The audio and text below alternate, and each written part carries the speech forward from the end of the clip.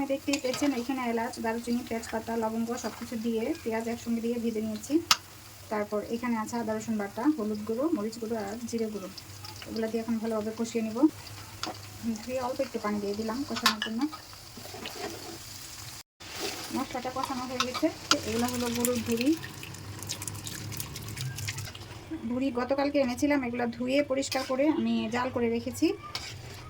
আর জাল করার সময় আমি দিয়েছি আদা রসুন বাটা, হলুদ গুঁড়ো, মরিচ গুঁড়ো, ধনে গুঁড়ো, জিরে গুঁড়ো, এলাচ, দারুচিনি, তেজপাতা, লবঙ্গ সব কিছু দিয়েছি মশলা। আমি যখন মানে জাল করি মোটামুটি হাফ রান্না হয়ে গেছে। এখন আবার মশলা কষিয়ে এখানে রান্না বসিয়ে দিলাম। এখানে যতটুকু পানি আছে একদম এগুলো শুকিয়ে ভাজা ভাজা হয়ে যাবে।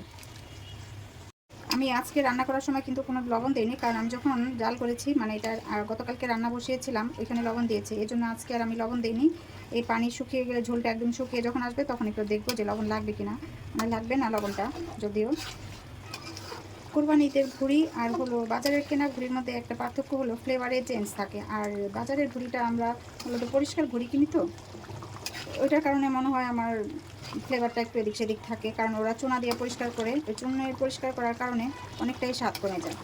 আর কোরবানিদের ভুড়ি তো সবাই ঘরে পরিষ্কার করে, ওইটার আলাদা একটা টেস্ট থাকে আর ওইটা টাটকা থাকে। এই জন্য ঘরেরটা মানে কোরবানিদেরটা আর হলো বাজারের কেনার মধ্যে অনেক পার্থক্য থাকে। ভুড়ি রান্না হয়ে গেছে, আর একটু ভাজা ভাজা করবো, একদম তেল উঠে আসছে।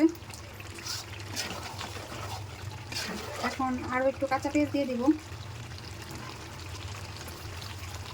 এখন এটা দিয়ে আরও কিছুক্ষণ ভাজা ভাজা করে নেব। এখানে কাঁচামরিচ কুচি দিতে ইচ্ছে করতেছিল, দিলে একটু বেশি ঝাল হয়ে যাবে। বাচ্চারা খেতে খুবই পছন্দ করে, এই জন্য কাঁচামরিচ কুচিটা দিব না, দিলে পরে অনেক বেশি ঝাল হয়ে যাবে। এমনি তো আমি একটু শুকনো মরিচের ঝালটা মোটামুটি দিয়েছি, এখন কাঁচামরিচের ঝালটা যদি বেশি দেই বাচ্চারা খেতে পারবে না, এটার জন্য কাঁচামরিচটা দিলাম। এই দেখেন রান্না হয়ে গেছে, একদম ভাজা ভাজা হয়ে গেছে। এখন একটু জিরার গুঁড়া দিয়ে দিব। দেখছেন কালো কালো হয়ে গেছে।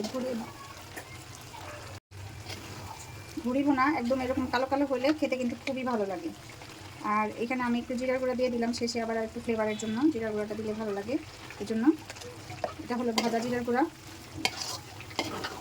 আর এখানে কিন্তু পরে আমি আবার একটু লবণ দিয়েছিলাম, লবণটা মনে হলো যে একটু কম কম, এই জন্য পরে আবার একটু লবণ দিয়েছি। সুন্দর একটা ফ্লেভার বের হয়ে গেছে।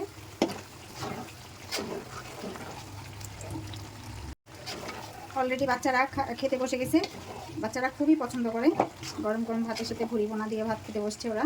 এখন আমি নামিয়ে নেব। আর কেমন হয়েছে ভুড়ি বোনা কমেন্ট করে জানাবেন। আল্লাহ হাফেজ।